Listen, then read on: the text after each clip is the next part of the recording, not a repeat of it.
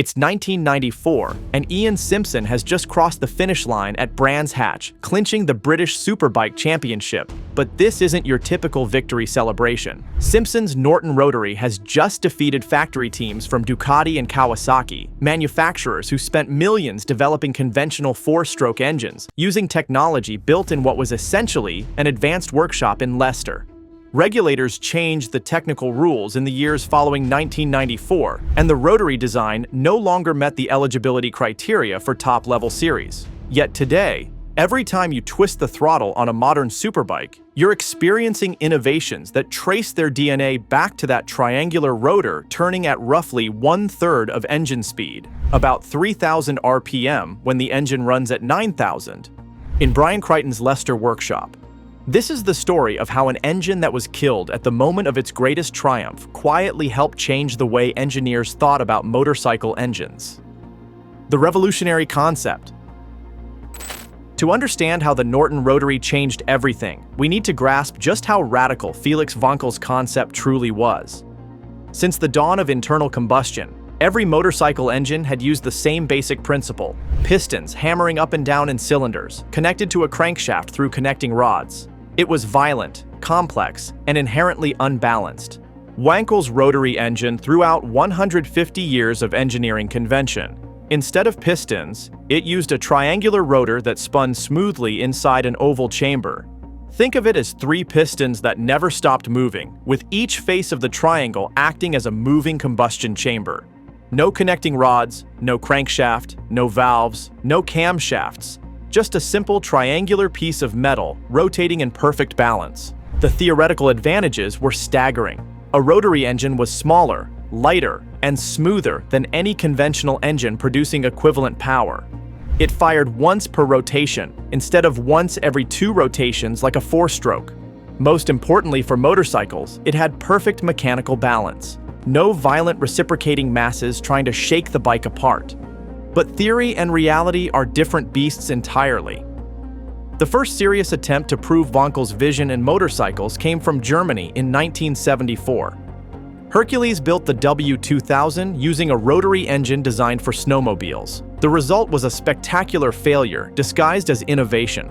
A heavy, expensive, underpowered motorcycle that convinced the entire industry that rotary engines were engineering curiosities with no practical application. The problem seemed insurmountable. Rotary engines ran so hot they could literally melt themselves. The spinning seals at the rotor tips wore out faster than tires. The combustion chambers couldn't burn fuel completely, creating terrible economy and emissions. Most fatally, the engines were impossible to tune using conventional methods. Every major manufacturer studied the technology and reached the same conclusion. Interesting concept, hopeless execution. The British breakthrough.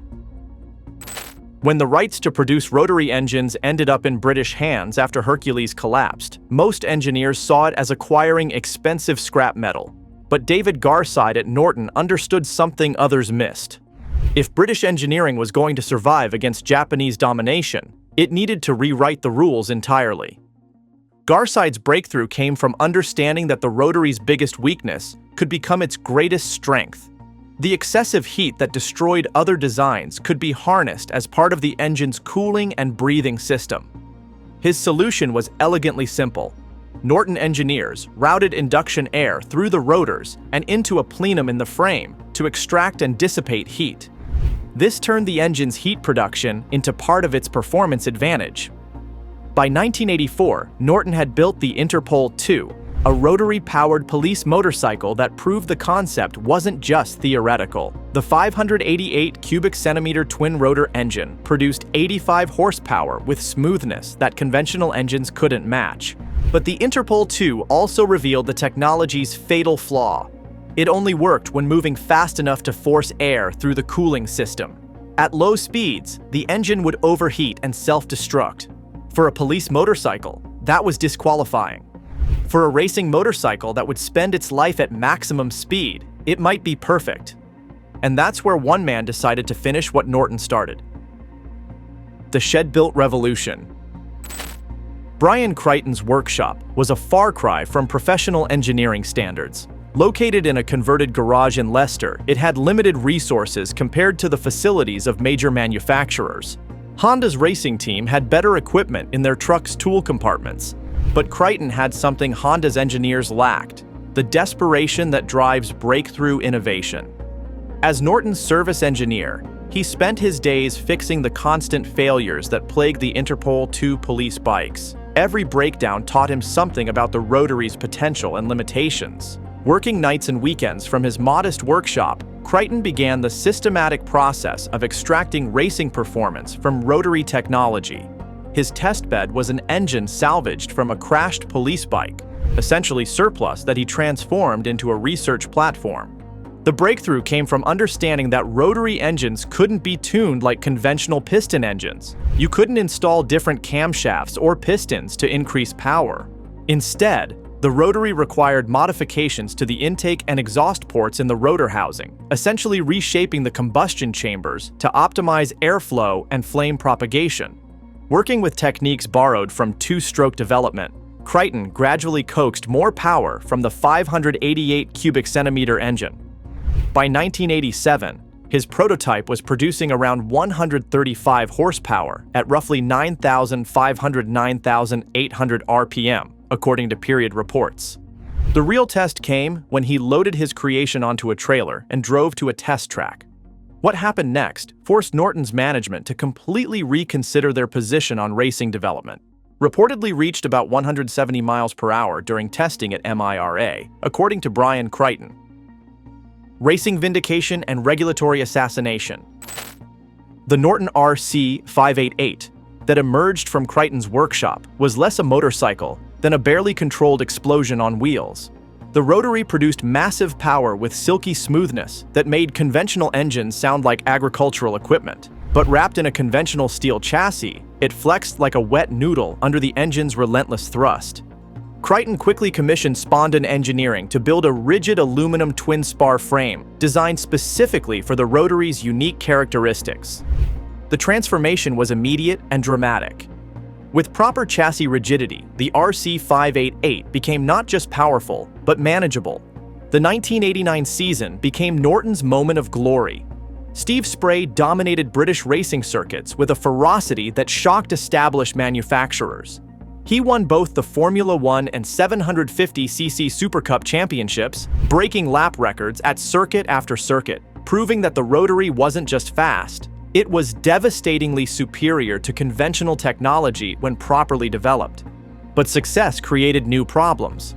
Corporate consultants were brought in to professionalize the program, leading to conflicts over tire selection and development direction. In September 1990, Crighton resigned from Norton and founded his own team, Roton. The split that should have strengthened Norton's program instead crippled it, but fate had one more chapter to write. In 1992, Steve Hislop achieved what many thought impossible, piloting the distinctive White Charger Norton to victory in the Isle of Man TT against factory-backed Japanese competition, a win that stands as one of the most celebrated in the event's history. After Norton's factory program collapsed in 1993, Crighton continued developing rotary technology independently. In 1994, with Ian Simpson riding and modest sponsorship from Ducati's Oil, his tiny team achieved the impossible. They won the British Superbike Championship. Simpson defeated factory teams from Ducati and Kawasaki using a motorcycle built by a small team with limited resources. The victory was a masterpiece of engineering over corporate might, proving that brilliant innovation could still embarrass manufacturers with vastly greater budgets. It was also the final nail in the Rotary's coffin. After the 1994 season, the regulators moved with surgical precision. New technical regulations were introduced that banned rotary engines from major competition. The official justification cited safety concerns and competitive equity. The unofficial reality was that revolutionary technology had been sidelined by regulations that favored conventional engine designs. The hidden legacy. Here's what the racing establishment didn't understand when they effectively banned the Rotary. You can restrict a technology, but you can't erase the innovations it spawned. The Norton Rotary's influence on modern motorcycles is subtle but significant. The Rotary program influenced modern superbike design in areas like compact packaging, smooth power delivery, and thermal management. Today's ride-by-wire systems, variable valve timing, and electronic engine management are all attempting to recreate what the Rotary did inherently through its mechanical design. No computers required. The compact packaging that allows current superbikes to house powerful engines in tight chassis benefited from principles the Norton team had to master. When you see a modern 1000cc superbike with its engine tucked efficiently into the frame, you're looking at packaging challenges the Norton engineers had to solve in the 1980s. Heat management in high-performance engines? The Norton Rotary team tackled problems that conventional engines are still addressing today. Their approach to thermal management in a compact, high-output engine informed how manufacturers think about cooling systems. The Rotary's lessons on thermal efficiency and compact design informed later engine research, even outside Norton. Engineers who worked on the program carried their knowledge to other projects, spreading the innovations beyond the Rotary itself. Modern echoes. Before the Norton Rotary, motorcycle manufacturers assumed that more cylinders meant more power and smoother operation. The Rotary proved that fundamental assumptions about engine design could be challenged successfully. This lesson resonates in today's motorcycle industry, where manufacturers are exploring electric powertrains, hydrogen fuel cells, and other alternative technologies. The Norton Rotary demonstrated that revolutionary thinking could overcome significant resource disadvantages, a principle that applies directly to today's startup companies, challenging established manufacturers. Modern motorcycle development has embraced the Rotary's core principle that smooth power delivery matters more than peak horsepower numbers. Today's superbikes prioritize tractable power and electronic aids that make that power usable rather than simply chasing maximum output figures. The Rotary also proved that unconventional solutions could work in motorcycles, opening minds to possibilities that seemed impractical. Without the Norton Rotary's example, would manufacturers have been as willing to experiment with radical engine configurations or completely new approaches to motorcycle propulsion? The spirit of the Rotary lives on in modern prototypes. Crighton himself continued development with the CR700W in the 2010s and 2020s, showing that Rotary technology still has potential in the right applications. These projects connect the past innovations to present possibilities. The unfinished revolution. Perhaps the most profound way the Norton Rotary changed motorcycling was by proving that a small team could out-engineer global manufacturers. Brian Crichton's workshop revolution demonstrated that breakthrough innovation doesn't require massive budgets or corporate backing. It requires obsession, brilliance, and the willingness to ignore conventional wisdom. This lesson has inspired countless engineers and entrepreneurs in the motorcycle industry. Every time someone proposes a radical new approach to motorcycle design, they're following the path the Norton Rotary blazed, challenging assumptions, embracing unconventional solutions, and proving that superior engineering can overcome superior resources. The Rotary also changed how the industry thinks about regulation and innovation. The regulatory response that effectively sidelined the Rotary demonstrated both the power of disruptive technology and the establishment's tendency to protect existing approaches. This has led to more sophisticated strategies for introducing revolutionary technologies, with innovators now understanding the political as well as technical challenges of true innovation. Lessons for today's innovation. The Norton Rotary story offers crucial lessons for today's motorcycle industry as it grapples with electrification, autonomous systems, and other disruptive technologies. First, it proves that revolutionary innovation often comes from unexpected sources, not corporate research departments, but passionate individuals working with limited resources but unlimited determination. Second, it demonstrates that technical superiority isn't enough to guarantee success.